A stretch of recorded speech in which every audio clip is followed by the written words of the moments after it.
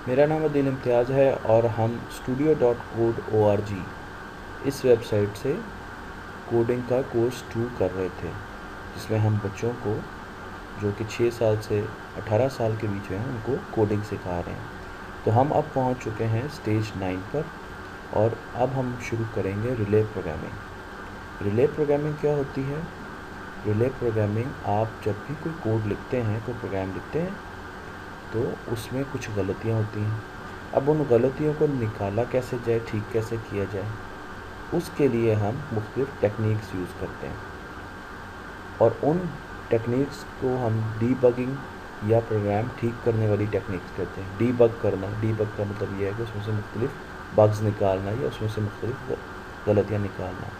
तो relay programming का मकसद ये है कि आप अपने लिखे हुए प्रोग्राम में से जो जो प्रॉब्लम्स हैं वो निकालें और उसको ठीक करें।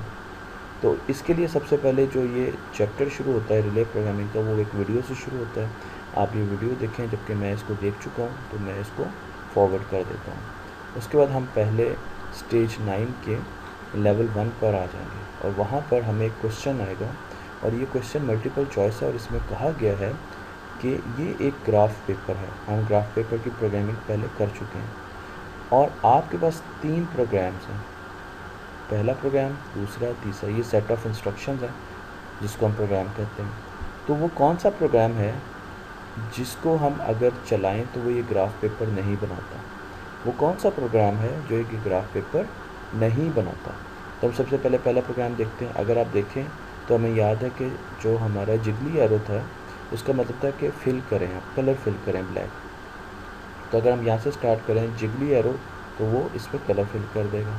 फिर हम राइट पे आएँ, स्टेप फॉरवर्ड, ठीक है, यहाँ पर आ गया। उसके बाद स्टेप डाउन, तो हम यहाँ पर आ गए। फिर इसने कहा फिल कलर, ये फिल कलर का आइकन है, तो हमने कलर फिल कर दिया। बिल्कुल ठीक है, ग्राफ फॉलो हो रहा है। उसके बाद स्टेप राइट, ठीक है, तो हम एक स्टेप राइट पे आ गए, यहाँ पर आ गए, इस ब्लॉक में आ गए, स्क्वायर में आ गए। उसके बाद स्टेप डाउन, हम यहाँ पर आ गए और फिर कलर। तो बिल्कुल ये एल्गोरिदम जो है ये बिल्कुल आपके पास ये ग्राफ पेपर जनरेट कर रहा है, बना रहा है। अब हम अगले पे आ जाते हैं। यहाँ पे स्टार्ट किया, उसने कहा मूव राइट, हम राइट पे आ गए, यहाँ पर आ गए। फिर इसने कहा मूव डाउन, हम नीचे आ गए यहाँ पर। फिर इसने कहा फिल कलर, तो यहाँ पर पहला कलर हमने यहाँ पर फिल किया, यहाँ पर अभी कोई कलर फिल नहीं हुआ, यहाँ पर इस स्क्वायर को हमने ब्लैक कर दिया। फिर इसने कहा move right and move down, तो हम राइट पे गए और फिर नीचे आ गए, यहाँ पर इस स्क्वायर में आ गए और इसने कहा फिल कलर, मैंने यहाँ पर भी कलर फिल कर दिया। उसके बाद इसने कहा अब ये 2 स्क्वायर जो हैं ये ब्लैक हो चुके हैं, पर ये अभी ब्लैक नहीं हुआ, यहाँ पर हमने कलर फिल नहीं किया। तो हम यहाँ पर खड़े हैं और ये कहते हैं कि मूव लेफ़्ट 2 स्टेप्स, यानी फर्स्ट स्टेप सेकंड स्टेप। तो मैं 1 2 यहाँ पर पहुँच गया। उसके बाद move upward first step second step, तो मैं यहाँ से फर्स्ट सेकंड यहाँ पर पहुँच गया और इसने कहा इसको कलर कर दे, फिल कलर।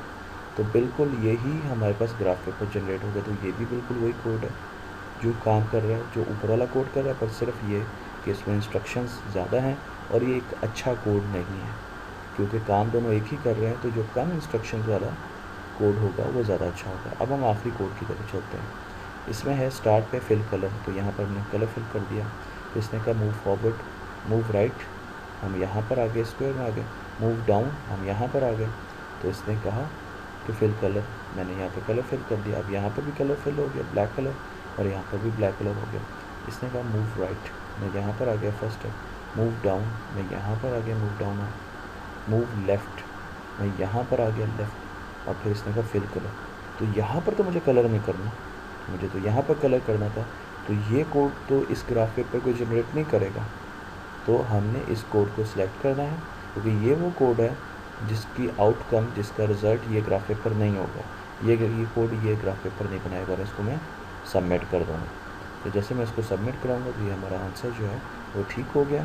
और आप अगली जो लेवल है उस पर चले जाएंगे, जिसमें आपने फर्दर ये बताना है कि कौन से ग्राफ पेपर जो हैं वो उनके कोड जो है वो मैच कर रहे हैं। तो जो मैच नहीं कर रहे, डज नॉट कंटेन मिस्टेक्स, तो अगर वो मैच कर रहे हैं तो आप उसको क्लिक कर देंगे। अगर ये इसके साथ मैच कर रही है इसके, तो इन सबको आप क्लिक करके चले जाएंगे। तो मैं ये स्टेज हमारी जो है वो स्टेज 9 पूरी होगी। और अब मैं स्टेज 10 की तरफ आता हूँ। ये स्टेज 10 है जिसको हमने डीबगिंग का नाम दिया हुआ है। यानी डीबगिंग का मतलब ये है कि हम अपने एरर्स निकालेंगे, अपने प्रोग्राम को ठीक करेंगे। तो हम पहले इसके लेवल 1 पे जाते हैं। ये बी प्रोग्राम है। बी आपको पता है हम हनी बी के प्रोग्राम जो है और फिर आर्टिस्ट के प्रोग्राम जो है वो पैरेलल में चल रहे हैं। तो हमें ये कहा गया कि आप इसमें एरर निकालें इस प्रोग्राम में। ये एरर हमें प्रोग्राम दे दिया गया है, तो हम इसको स्टेप बाय स्टेप चलाते हैं, देखते हैं इसमें क्या एरर है। पहला स्टेप मूव फॉरवर्ड, ठीक है, मूव फॉरवर्ड, ठीक है, मूव फॉरवर्ड, बिल्कुल ठीक है। और यहाँ पर प्रॉब्लम आ गई। प्रॉब्लम क्यों आई? क्योंकि गेट नेक्टर आ गया, जबकि एक मूव फॉरवर्ड और भी होना चाहिए था। डी ने 3 स्टेप लिए पर अभी तक ये फ्लावर के पास नहीं पहुंची, तो फिर ये नेक्टर कैसे ले सकती है? तो हमें एक मूव फॉरवर्ड यहाँ पर और डालना होगा। तो हम अगर मूव फॉरवर्ड एक और डाल देंगे तो ये ठीक हो जाएगी। पर अब देखें 1 2 मूव फॉरवर्ड 3 4 और गेट नेक्टर। इसने गेट नेक्टर किया, पर हमें बताया गया कि ये जो प्रोग्राम आपने लिखा है ये आप 4 ब्लॉक्स से भी लिख सकते थे। तो अभी भी इसमें एक एरर है। वो एरर ये है कि आपने नंबर ऑफ़ ब्लॉक्स ज़्यादा यूज़ किए हैं। तो अगर मैं ये देखूँ इसमें कितनी रेपिटेशन है, मैं अगर लूप लगाऊँ तो इसमें मूव फॉरवर्ड की 4 टाइम्स रेपिटेशन है। तो मैं मूव फॉरवर्ड को 4 टाइम्स ब्लॉक में लूप में लगाता हूँ, क्योंकि हमें पता है कि रेपिटेशन के लिए हम लूप यूज़ करते हैं। गेट नेक्टर की रेपिटेशन नहीं है, तो इसको मैं नीचे लेके जाता हूँ। तो ये प्रोग्राम बिल्कुल वही करेगा जो ये प्रोग्राम करेगा, पर इसमें कितनी स्टेटमेंट्स है? जस्ट 1 2 3 स्टेटमेंट्स में, और चौथी जो है रन की 4 स्टेटमेंट्स में, जो कि हमें कहा गया था हमने कर दिया। तो मैं इसको स्टेप बाय स्टेप चलाता हूँ। Move forward first, move forward second, move forward third and move forward fourth. और अब ये लूप पूरा हो गया और इसके बाद मैंने गेट नेक्टर जो है दे दिया। इसका कोड जो है वो देख सकते हैं। इसमें आपने ये काउंट जो है वो 4 तक लेके गए हैं, 0 से लेके 3 तक, और आपने 4 मरतबा मूव फॉरवर्ड की कमांड दी है जावास्क्रिप्ट में, और फिर गेट नेक्टर की कमांड जो है वो आपने दी है। तो ये हमारा प्रोग्राम जो है ठीक हो गया। अब मैं आगे चलता हूँ इस प्रोग्राम से और मैं और प्रोग्राम करता हूँ। तो आपने अपने प्रोग्राम में एरर्स जो है उनको निकालना है। तो हमारे पास ये एक कोड है, इसमें भी एरर्स हैं। इसमें एक एरर भी हो सकते हैं, ज़्यादा भी हो सकते हैं। तो सबसे पहले तो हम इसको स्टेप बाय स्टेप चला के देखते हैं ताकि हम डीबगिंग कर सकें। तो लूप सबसे पहले है, हम इस लूप में आए। अब ये लूप 5 मरतबा चलेगा। First move forward, second move forward, third move forward, fourth move forward. अब देखें ये फोर्थ मूव फॉरवर्ड पे रुका नहीं, बल्कि यहाँ पे तो फोर्थ मूव फॉरवर्ड के बाद इसको लूप से बाहर आके नेक्टर पीना चाहिए था, और ये लूप 5 मरतबा चलेगा। तो अब अगली मरतबा ये क्या करेगा? आगे निकल जाएगा, बिल्कुल। तो इसका मतलब ये है कि ये लूप की रेपिटेशन ज़्यादा है। ये 5 टाइम्स लूप चल रहा है, जबकि हमें ये कितनी मरतबा चाहिए? 4 टाइम्स। तो हमने इसको 4 टाइम्स किया, और अब हम वही काम दोबारा चलते हैं। 1 2 3 4, और अब ये लूप से बाहर आ गया, और अब ये नेक्टर जो है इसने ले लिया। तो ये हमारा प्रोग्राम जो है वो कंप्लीट हो गया। और अगर आप लूप का कोड देखें तो फॉर हमेशा लूप के कोड के लिए ज़ाहिर किया जाता है। वेरिएबल जो काउंट है वो 0 से लेके 3 तक जाएगा। क्यों? क्योंकि काउंट हमेशा 3 से छोटा होना है। तो वो 0 पे एक मरतबा लूप चलाएगा, फिर 1 होगा, इंक्रीमेंट होगा, 1 होगा तो फिर लूप चलाएगा, 2 होगा, फिर मूव फॉरवर्ड करेगा, लूप चलाएगा, 3 होगा, फिर मूव फॉरवर्ड करेगा, लूप चलाएगा, और उसके बाद 4 पे, क्योंकि वो 4 से छोटा नहीं रहा काउंट, तो वो लूप नहीं चलाएगा। ये कंडीशन रॉन्ग हो जाएगी और वो आगे नेक्टर हनी भी ले लेगी। अब मैं आपको एक और एग्जांपल इसकी करके दिखाता हूँ।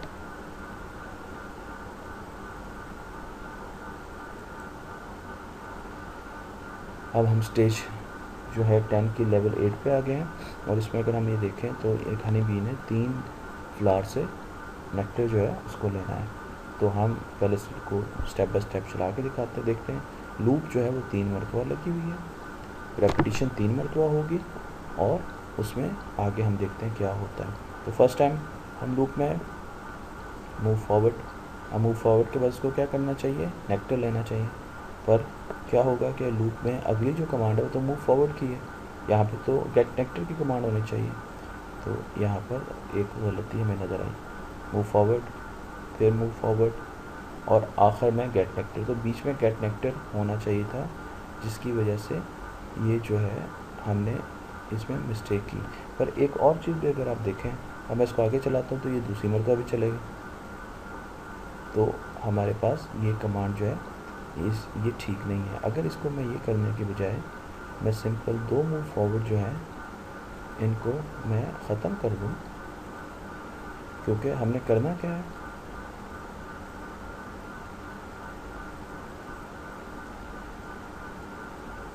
अब अगर आप देखें तो क्या होगा, मूव फॉरवर्ड गेट नेक्टर पहली मरतबा होगा, फिर दूसरी मरतबा रिपीट करेगा, तीसरी मरतबा रिपीट करेगा, तो अब हमारा प्रोग्राम जो है वो ठीक चलेगा।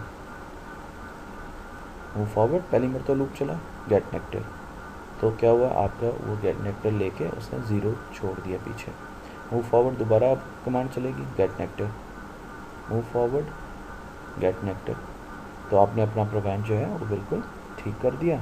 और इसका ये जो है कोड जावास्क्रिप्ट का जो हम डिस्कस कर चुके हैं। अब मैं आखिरी इसकी लेवल पर चला जाता हूँ और उसके बारे में आपको बताता हूँ।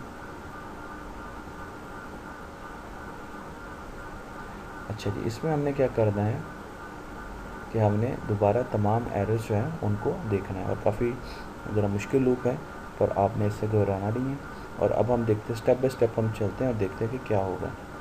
तो पहले स्टेप में एक लूप है जो 3 मरतबा इसको आगे 3 स्टेप आगे लेके जाएगी, यहाँ तक लेके जाएगी। तो पहला मूव फॉरवर्ड, फिर रेपिटेशन, फिर मूव फॉरवर्ड और तीसरा मूव फॉरवर्ड, तो इसमें ये यहाँ तक पहुँचा।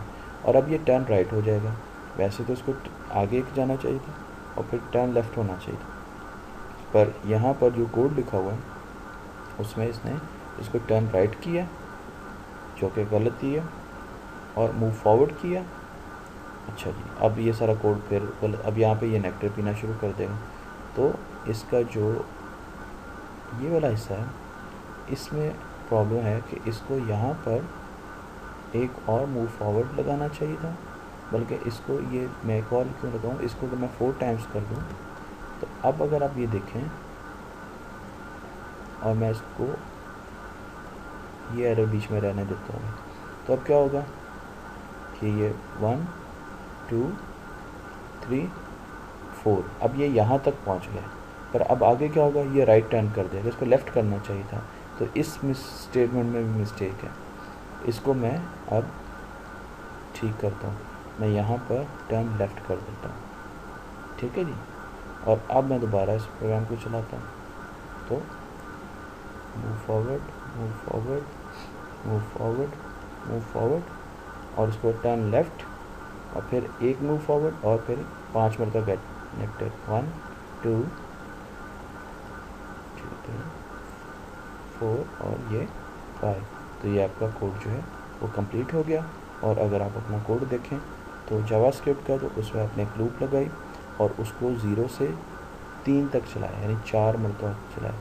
4 पे ये लूप नहीं चलेगी, तो काउंट पहले 0 होगा, ठीक है जी, फिर मूव फॉरवर्ड करेगा, फिर ये इंक्रीमेंट करेगा, काउंट 1 हो जाएगा, फिर मूव फॉरवर्ड करेगा, फिर इंक्रीमेंट हो जाएगा, काउंट 2 हो जाएगा, फिर मूव फॉरवर्ड करेगा, फिर इंक्रीमेंट हो काउंट 3 करेगा, फिर मूव फॉरवर्ड होगा, पर काउंट 4 नहीं कर सकता। उसकी वजह कि ये कंडीशन जो दी है हमने वो है कि जब तक काउंट की वैल्यू जो है वो 4 से कम है तब तक ये लूप चलेगा।